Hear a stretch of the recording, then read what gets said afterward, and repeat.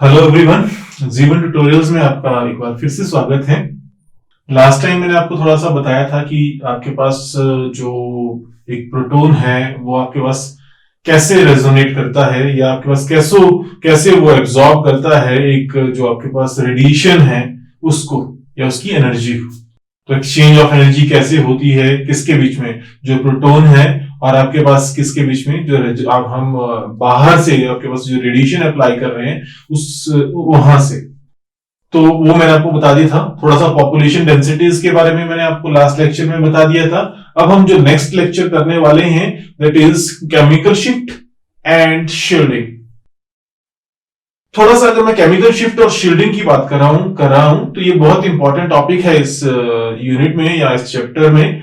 अगर मैं इस चैप्टर में मुझे यहाँ पे केमिकल शिफ्ट यहाँ पे एक्सप्लेन करना है तो मुझे पहले थोड़ा सा प्रोटॉन के बारे में और इलेक्ट्रॉनिक जो मोशन है उसके बारे में थोड़ा क्लियर होना चाहिए। अगर हम बात करें एक प्रोटॉन की, आपको पता है कि प्रोटॉन जो है वो तो हमने पहले अभी तक हमने ये किया ना कि आपके पास प्रोटॉन क्या था, प्रोटॉन हमारे पास एक्सिस के अराउंड वो मूव कर रहा है अपनी, तो क्या करेगा, मैग्नेटिक फील्ड प्रोड्यूस कर रहा है। ठीक है, तो मैग्नेटिक फील्ड किसके साथ ओवरलैप कर सकती है या किसके साथ मैच कर सकती है, वो हो सकता है कि अगर पैरेलल टू क्या अप्लाइड मैग्नेटिक फील्ड हो तो आपके पास क्या हो सकता है, वो एनर्जी डाउन आ जाएगी। लेकिन अभी तक मैंने इतना सा स्टडी किया, लेकिन हमारे पास बाहर इलेक्ट्रॉन भी तो मूव करता है। मैं बेयर प्रोटॉन के लिए तो ये कंडीशन कंसीडर कर ले रहा हूं, लेकिन बाहर जो इलेक्ट्रॉन मूव कर रहा है किसके अराउंड, न्यूक्लियस के अराउंड, उसकी डिस्कशन कर लेते हैं। क्या है, जब एक इलेक्ट्रॉन क्या करता है, बाहर प्रोटॉन के अराउंड मूव करता है तो वो एक करंट कैरिंग कंडक्टर की तरह बिहेव कर सकता है। आपने फिजिक्स में पढ़ा है कि जब आपके पास कोई सिस्टम जो आपके पास क्या कर रहा है, इलेक्ट्रॉन या अगर मूव कर रहा है, करंट कैरिंग कंडक्टर की तरह बिहेव कर सकता है एक इलेक्ट्रॉन, या आपके पास एक लूप बना रहा है इलेक्ट्रॉन इस टाइम जो कि क्या है, एक करंट कैरिंग कंडक्टर की तरह बिहेव कर रही है। तो मींस टू से it is producing a magnetic field. तो ये जो आपके पास करंट प्रोड्यूस्ड है इसको हम बोलते हैं लोकल डायमैग्नेटिक करंट। हम इसको कहते हैं लोकल डायमैग्नेटिक करंट। अब मैंने आपको बता दिया कि देखिए यहां पे मैंने आपको इस डायग्राम में जो एनिमेशन है उसमें आपको क्लियर बता दिया है कि आपके पास यहां पे इलेक्ट्रॉन जो है वो मूव कर रहा है और मूव करने की वजह से यहां पे जो आपके पास क्या हो रहा है, करंट जनरेट हो रहा है और that is local diamagnetic current. और इससे क्या हो रही है, एक मैग्नेटिक फील्ड भी प्रोड्यूस हो रही है। आपको पता है अगर वो मैग्नेटिक फील्ड प्रोड्यूस कर रहा है तो हो सकता है कि जो बाहर जो मैग्नेटिक फील्ड में अप्लाई कर रहा हूं वो उसके साथ क्या कर जाए, मैच कर जाए, या हो सकता है वो क्या कर जाए, उसको रिटार्ड करे या आपको डिक्रीज करे ओवरऑल मैग्नेटिक फील्ड को। देखिए अब अगर मैं इस लोकल डायमैग्नेटिक करंट की बात करता हूं तो आपके पास अगर इस तरीके से ये क्या कर रहा है, मूवमेंट शो कर रहा है, तो आपके पास मैग्नेटिक फील्ड कैसे आएगी, ऐसे को आएगी। मतलब आपके पास जो अगर मैं बात कर रहा हूं इस लूप के अराउंड आपके पास मैग्नेटिक फील्ड इस तरीके से मूव करेगी, क्योंकि आपके पास करंट इस डायरेक्शन में है तो आपके पास लूपिंग क्या होगा, इनसाइड को ऐसे को मूव कर रही है। तो अगर इस डायरेक्शन में मूव करे तो इनसाइड क्या आ रही है, वो डाउनवर्ड आ रही है, बाहर क्या आ रही है, अपवर्ड। तो अगर इनसाइड वो डाउनवर्ड है और बाहर क्या आ रही है, अपवर्ड आ रही है, तो मैं बाहर देखिए मैग्नेटिक फील्ड बाहर क्या लगाई है मैंने, बी नॉट, और ये बी नॉट की क्या है, ठीक अपोजिट है। तो इसका मतलब क्या हुआ कि अब आपके पास जो इलेक्ट्रॉन है जो कि आपके पास क्या कर रहा है, मैग्नेटिक फील्ड प्रोड्यूस कर रहा है, ये क्या कर रही है, जो बाहर जो आपके पास मैग्नेटिक फील्ड है उसको रिटार्ड कर रहा है। इसका मतलब क्या हुआ, इसका मतलब ये हुआ कि अब ये क्या कर रहा है, गार्ड कर रहा है न्यूक्लियस को गार्ड कर रहा है किससे, जो बाहर की जो मैग्नेटिक फील्ड अप्लाई है उससे। अगर ये गार्ड कर रहा है तो इसका मतलब क्या कर रहा है, एक शील्ड बना रहा है। तो means to say this is called as shielding. क्या किया इसने, गार्ड किया किसको, जो प्रोटॉन है को, किसके वजह से, किससे, जो बाहर मैग्नेटिक फील्ड मैंने अप्लाई करी उससे। अगर आपके पास बाहर की मैग्नेटिक फील्ड से इसने इसको गार्ड किया तो हमने इसको क्या बोल दिया, शील्डिंग, क्योंकि इसने शील्ड बना दी किससे, एक मैग्नेटिक फील्ड जनरेट करके किसके अराउंड, न्यूक्लियस के अराउंड, जिसकी वजह से यहां पे क्या होगा, नेट एक्सपीरियंस्ड मैग्नेटिक फील्ड क्या होगी, डिक्रीज होगी। अब आपको पता है मैंने आपको बोला था कि जो आपके पास गैप है, एनर्जी गैप किसके बीच में, डिफरेंट स्पिन स्टेट्स के बीच में, वो इंक्रीज करेगा जैसे जैसे क्या होगा आपके पास मैग्नेटिक फील्ड इंक्रीज करूंगा। तो मींस टू से अब आपके पास मैग्नेटिक फील्ड जो है, एक्सपीरियंस मैग्नेटिक फील्ड जो है न्यूक्लियस पे क्या आ रही है, कम आ रही है। अगर कम आ रही है तो इसका मतलब अब आपके पास जो ट्रांजिशन होनी थी किस पे, हायर आपके पास दैट इज फ्रीक्वेंसी पे, तो वो कहां हो जाती है, वो डिक्रीज कर जाएगी। फ्रीक्वेंसी ऑफ एब्जॉर्प्शन क्या कर जाएगी, डिक्रीज, क्योंकि आपके पास वहां पे जो गैप है किसके बीच में, डिफरेंट स्पिन स्टेट्स के बीच में, वो भी क्या कर गया है, अब डिक्रीज कर गया है। तो इसीलिए अब आपके पास क्या हो जाएगा, एब्जॉर्प्शन की वैल्यू भी क्या कर रही है, डिक्रीज कर रही है। जो आपके पास फ्रीक्वेंसी ऑफ एब्जॉर्प्शन है वो भी क्या कर जाएगी, यहां पे डिक्रीज कर जाएगी।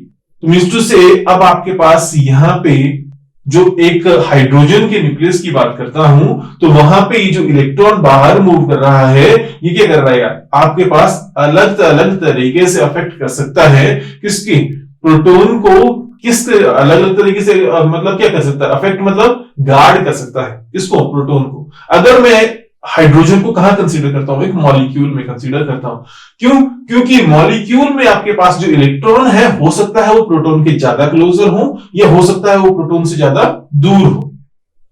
इस चीज को समझने के लिए मैं एक एग्जांपल कंसीडर करता हूं, क्या, अगर मैं एक क्लोरोमीथेन ले लेता हूं और एक क्या ले लेता हूं, फ्लोरोमीथेन। एक ले लिया हमने क्लोरोमीथेन और दूसरा ले लिया फ्लोरोमीथेन। अब यहां पे जो एब्जॉर्प्शन, जो फ्रीक्वेंसी की जो वैल्यूज आती हैं, उनमें जो डिफरेंस आता है that is 72 megahertz, sorry 72 hertz, not megahertz, it is hertz. और मैं जब आपके पास किस पे 60 मेगाहर्ट्ज पे काम कर रहा हूं तो, और 1.41 टेस्ला मैंने मैग्नेटिक फील्ड अप्लाई करी तो इन दोनों में जो डिफरेंस इन एब्जॉर्प्शन आता है कितना आता है, 72 हर्ट्ज का आता है। तो क्लियर सी बात है कि यहां पे जो हाइड्रोजन है उसके अराउंड जो एनवायरमेंट आ रहा है वो क्या आ रहा है, अलग आ रहा है, जिसकी वजह से एब्जॉर्प्शन हो पा रही है। तो यहां पे जो आपके पास प्रोटॉन है जिसमें आपके पास एब्जॉर्प्शन होने वाली है, वो प्रोटॉन जो है डायरेक्टली रिलेट कर रहा है किसके साथ, जो आपके पास एनवायरमेंट है उसका, उसके साथ, या आपके पास जो मॉलिक्यूल है जो उस एनवायरमेंट को अफेक्ट कर रहा है, इलेक्ट्रॉन को अफेक्ट कर रहा है, उसके साथ। तो इस तरीके से आपके पास एब्जॉर्प्शन में डिफरेंसेस आएंगे। जब आपके पास इलेक्ट्रॉन क्लोजर रहेगा तो क्या रहेगा, शील्डिंग ज्यादा होगी, और अगर आपके पास इलेक्ट्रॉन दूर होगा तो शील्डिंग क्या रहेगी, कम होगी। अगर शील्डिंग ज्यादा है तो नेट एक्सपीरियंस मैग्नेटिक फील्ड जो है वो क्या हो जाएगी, लेसर हो जाएगी, और एब्जॉर्प्शन जो है लोअर फ्रीक्वेंसी पे होगी। अगर आपके पास यहां पे क्या है, शील्डिंग कम है, तो आपके पास क्या होगा, नेट एक्सपीरियंस मैग्नेटिक फील्ड ज्यादा होगी, और आपके पास क्या हो जाएगा, वहां पे जो एब्जॉर्प्शनल फ्रीक्वेंसी है उसकी वैल्यू क्या हो जाएगी, हायर चली जाएगी। ठीक है, तो अब थोड़ा आगे मूव करते हैं। जो मैंने अभी एक एग्जांपल डिस्कस किया क्लोरोमीथेन और फ्लोरोमीथेन में, अगर हम बात करते हैं, इन दोनों की बात करते हैं, क्लोरोमीथेन और फ्लोरोमीथेन में, इनमें जो एब्जॉर्प्शन में जो आपके पास फ्रीक्वेंसी है उनमें जो डिफरेंस आया दैट इज 72 हर्ट्ज। अगर आपके पास ओनली 72 हर्ट्ज का यहां पे डिफरेंस आ रहा है तो this is very minute difference in absorption. अगर आपके पास बहुत माइन्यूट डिफरेंस है ये एब्जॉर्प्शन के लिए, तो ये फाइंड आउट करना भी मेरे लिए मुश्किल है। चलिए, अगर ये फाइंड आउट मैं कर भी लेता हूं तब भी मेरे पास मुश्किल है अब बढ़ने वाली है। कैसे? अगर मैं क्लोरोमीथेन और फ्लोरोमीथेन की बात करता हूं तो इनमें हो सकता है आपके पास 72 हर्ट्ज का, हो सकता है आपके पास ब्रोमोमीथेन और मैं फ्लोरोमीथेन की बात करता हूं तो और ज्यादा अलग डिफरेंस।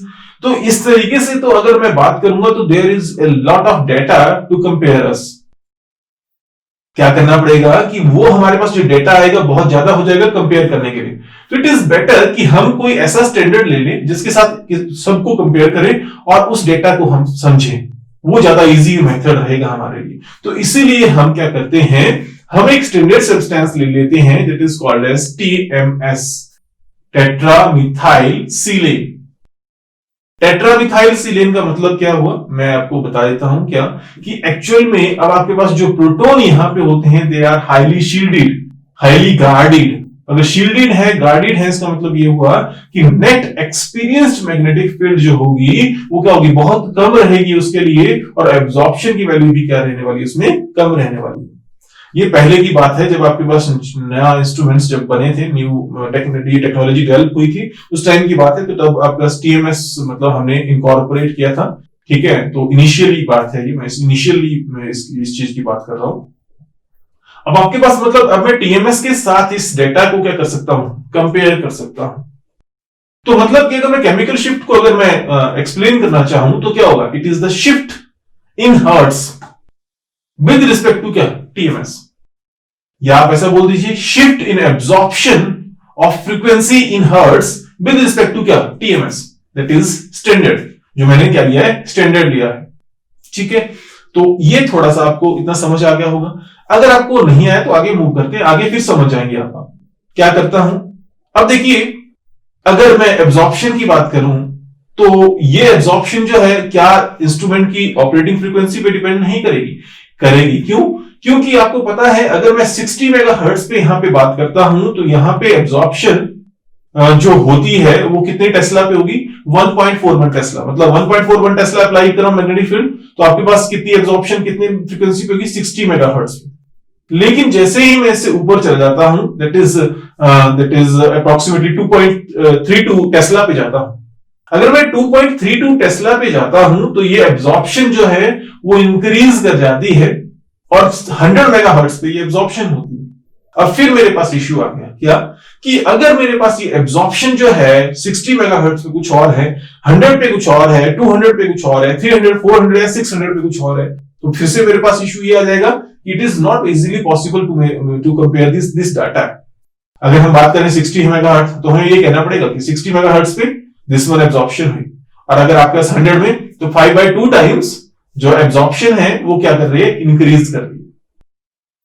इसका रेशियोज निकालेंगे आप तो इजीली लग जाएगा आपको पता कि कितना रेशियो आता है। आप बोलेंगे कि दैट मच अमाउंट ऑफ जो है टाइम जो है एब्जॉर्प्शन उसमें क्या हुई? ज्यादा है। तो अलग अलग आपके पास फ्रीक्वेंसीज तो अलग अलग एब्जॉर्प्शन की वैल्यू, अलग अलग एब्जॉर्प्शन की वैल्यूज, तो मींस टू से डेटा इंक्रीज कर रहा है, डेटा इंक्रीज कर रहा है तो मींस टू से अब इंसान है, लिमिट्स है उसकी, ठीक है, इतना सारा डेटा नहीं ऑब्जर्व कर सकता, समझ सकता, तो वो वहां पे मुश्किल होने वाली है। तो हमारे पास इस प्रॉब्लम को सॉल्व करने के लिए जो आपके पास साइंटिस्ट हैं या आपके पास ऑब्जर्वर्स हैं, उन्होंने एक मेथड निकाला है। उस मेथड के थ्रू अब आपको वो प्रॉब्लम नहीं आती है। मेथड क्या है? हम क्या करते हैं, जो आपके पास शिफ्ट इन सिग्नल था, दैट इज क्या, जो आपके पास हर्ट्ज में जो वैल्यूज आ रही थी, दैट इज जैसे मैंने अभी आपके पीछे बोला कि 72 हर्ट्ज वहां पे क्या करी, आपके पास वैल्यू वहां पे इंक्रीज कर रही है, वहां पे एब्जॉर्प्शन इतनी इंक्रीज कर रही है। तो मतलब ये जो शिफ्ट आया आपको हर्ट्ज में, इसको आप क्या कर दीजिए, ऑपरेटिंग फ्रीक्वेंसी ऑफ क्या कर दीजिए, इंस्ट्रूमेंट से डिवाइड कर दीजिए। अगर आप इसको ऑपरेटिंग फ्रीक्वेंसी से डिवाइड कर देते हैं तो जो रिजल्ट आपके पास आता है, अगर आप उसको किसे 10⁶ से मल्टीप्लाई करते हैं तो मतलब कि दैट इज पीपीएम में लिखते हैं, तो वो आपके पास क्या आ सकता है, एक ऐसा डेटा आ सकता है that is called as chemical shift. वो आ सकता है जिसको हम डेल्टा से रिप्रेजेंट करते हैं, जो कि केमिकल शिफ्ट सभी ऑपरेटिंग फ्रीक्वेंसीज पे सेम रहने वाला है, which is independent to the operating frequency of instrument. अगर मेरे पास ऐसा है तो मतलब क्या हुआ यहां पे, अब मेरे पास ये इजीली अब मैं फाइंड आउट कर सकता हूं अलग अलग इंस्ट्रूमेंट्स के डेटा और अलग अलग जो आपके कंपाउंड्स हैं उसको इजीली एनालाइज कर सकता हूं। तो इसीलिए मैं क्या करता हूं, जो केमिकल शिफ्ट है उसको किसकी टर्म्स में, पीपीएम की टर्म में रिप्रेजेंट करता हूं, और क्या करता हूं, इसको इंडिपेंडेंट बनाता हूं किसकी, जो आपके पास ऑपरेटिंग फ्रीक्वेंसी है, किसकी, जो आपके पास इंस्ट्रूमेंट की ऑपरेटिंग फ्रीक्वेंसी है, जो कि आपके पास मैंने आपके जैसे कि 60 मेगाहर्ट्ज बता दिया, आपके पास 100 बता दिया, 200, 300, 400, 600 मेगाहर्ट्ज मैंने आपको बता दिया। तो ये थोड़ा सा आपको मैंने केमिकल शिफ्ट के बारे में बता दिया। अब मैं अगर बात करूं तो टीएमएस की बात करूं तो टीएमएस देख लीजिए, आपके पास क्या मैंने बोला, हाईली शील्डेड है, तो वन साइड जो है क्या रहेंगे, एक साइड रहेंगे, मतलब एक साइड जीरो की तरफ मूव करेगा, टीएमएस आएगा जीरो की तरफ, तो जीरो को मार्क करेगा क्या, टीएमएस। मतलब आपके पास एब्जॉर्प्शन जो वैल्यू मैं कंसीडर करूंगा टीएमएस की, वो जीरो कंसीडर करूंगा, और उसके आगे जो वैल्यूज आने वाली हैं वो रिप्रेजेंट करेगी जो डिफरेंट ऑर्गेनिक कंपाउंड्स है उनकी। तो ये जो आपके पास वैल्यूज हैं ये डेल्टा स्केल पे हम रिप्रेजेंट कर सकते हैं। तो चलिए अब थोड़ा डेल्टा स्केल और टाउ स्केल के लिए भी बात कर लेते हैं, क्योंकि डेल्टा स्केल हम आजकल यूटिलाइज करते हैं और टाउ स्केल पहले यूटिलाइज करते थे अर्लियर।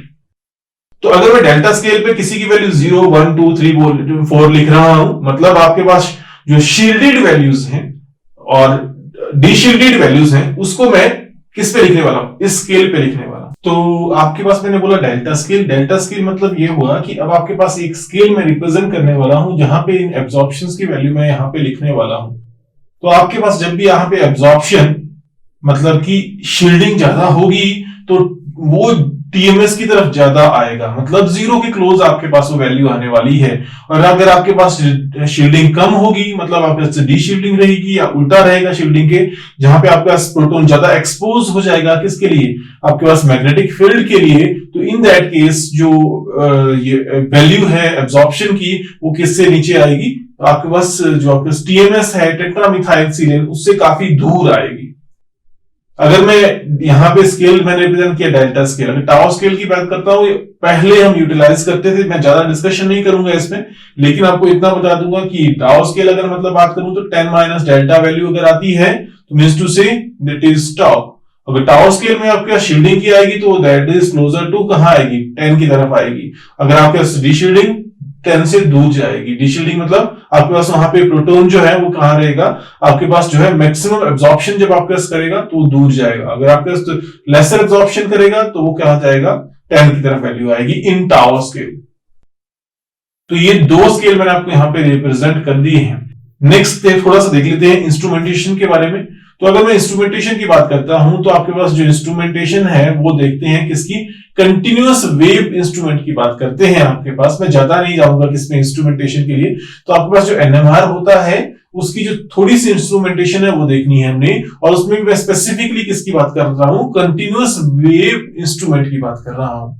तो कंटिन्यूअस वेव जो आपके पास इंस्ट्रूमेंट है, हालांकि पल्स वेव भी होता है, ठीक है, लेकिन मैं अभी कंटिन्यूअस वेव की बात कर रहा हूं। तो कंटिन्यूअस वेव में आप क्या करेंगे, आपके पास एक ट्यूब होगी, उस ट्यूब में आप सैंपल लेंगे और सैंपल एक सॉल्वेंट में लेंगे जो कि नॉन इंटरफेयरिंग सॉल्वेंट्स में हम उसको मिक्स करेंगे। तो मतलब कि जैसे कि आप अगर CCl4 में मिक्स कर दीजिए, CdCl3 में कर दीजिए, तो उसमें आपने उसको ऐड कर दिया।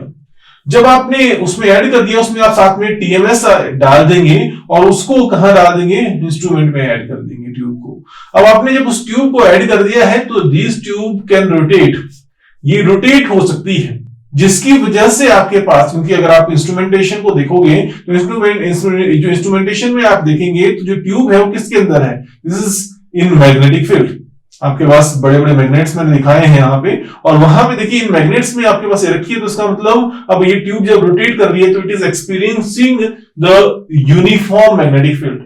ये एक्सपीरियंस कर रही है क्या, यूनिफॉर्म मैग्नेटिक फील्ड को, किसके अंदर, इस ट्यूब के अंदर। अब सैंपल जो है आपके पास यूनिफॉर्मली आपके पास क्या कर रहा है, मैग्नेटिक फील्ड को एक्सपीरियंस कर सकता है। अब जब आपके पास सैंपल ने यूनिफॉर्मली एक्सपीरियंस कर लिया तो मेरे पास एक और सोर्स होना चाहिए, दैट इज क्या, RF source, radio frequency source. तो आपके पास यहाँ पे मैं 60 मेगाहर्ट्ज की बात कर रहा हूं, क्लासिकल इंस्ट्रूमेंट है ये, बहुत जो आपके स्टार्टिंग में यूटिलाइज किए जाते थे। तो यहाँ पे 60 मेगाहर्ट्ज जो आपके पास रेडियो फ्रीक्वेंसी सोर्स है वो एक कॉइल के थ्रू हम प्रोड्यूस करते हैं। देखिए आपके पास मैंने यहाँ पे लिखा हुआ है क्या कि 60 मेगाहर्ट्ज जो आपके पास रेडियो फ्रीक्वेंसी सोर्स ने आपके पास क्या है, यहाँ पे जो रेडियो फ्रीक्वेंसी है वो उसको प्रोड्यूस कर सकता है, ठीक है। अब उसके बाद क्योंकि अब आपके पास मैंने क्या बता दिया, मैग्नेटिक फील्ड तो क्या करेगा, जो आपके पास न्यूक्लियस है उनको क्या करेगा, सेपरेट करेगा, सेग्रीगेट करेगा अलग अलग स्पिन स्टेट्स में, और वहां पे आपके पास जो रेडियो फ्रीक्वेंसी सोर्स है वो क्या करेगा, आपको एनर्जी, यहाँ पे प्रोटॉन्स को एनर्जी सप्लाई देगा, और यहाँ पे एनर्जी सप्लाई होगी तो मींस से ट्रांजिशन होगी। जब आपके पास ट्रांजिशन होती है तो हमारे पास एक डिटेक्टर होता है, RF डिटेक्टर, या जहां पे एब्जॉर्प्शन की डिटेक्शन हो रही है तो RF डिटेक्टर होता है, that is perpendicular to the जो आपके पास कॉइल है, that coil that is radio frequency source coil. जो आपके पास रेडियो फ्रीक्वेंसी सोर्स कॉइल है उसकी क्या आएगी, ये ठीक परपेंडिकुलर रहेगी, कौन सी, जो आपके पास डिटेक्टर कॉइल है वो आपके पास क्या करेगी, डिटेक्शन करेगी कि कितना आपके पास वहां पे एब्जॉर्प्शन हुई, और उसको कहां ले जाएगी, आपके पास मॉनिटर तक ले जाएगी ताकि आप उसको देख सके, विजुअलाइज कर सकें उस सिग्नल को। तो ये आपके पास छोटा सा इंस्ट्रूमेंट के बारे में आपको बता दिया। अगर मैं थोड़ा सा TMS के ऊपर आता हूं कि TMS क्या है, क्या इसकी यूटिलाइजेशन है, क्यों हम इसको यूटिलाइज करते हैं, तो उसके बहुत सारे में फायदे हैं। एक, TMS जो है वो आपके पास क्या है, उसमें हाईली शील्डेड प्रोटॉन्स होते हैं, क्या रहेंगे उसमें, हाईली शील्डेड प्रोटॉन्स रहेंगे।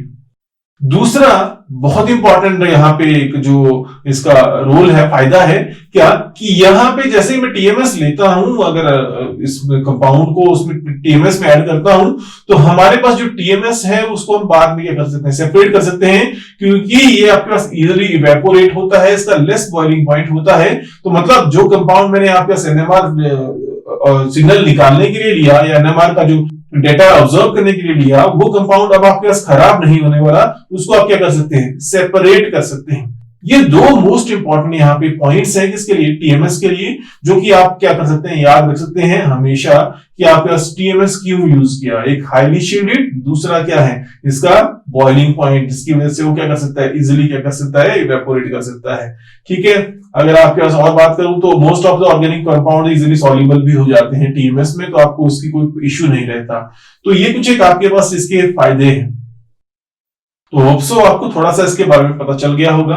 ये थी आपके पास इंस्ट्रूमेंटेशन और क्या, केमिकल शिफ्ट।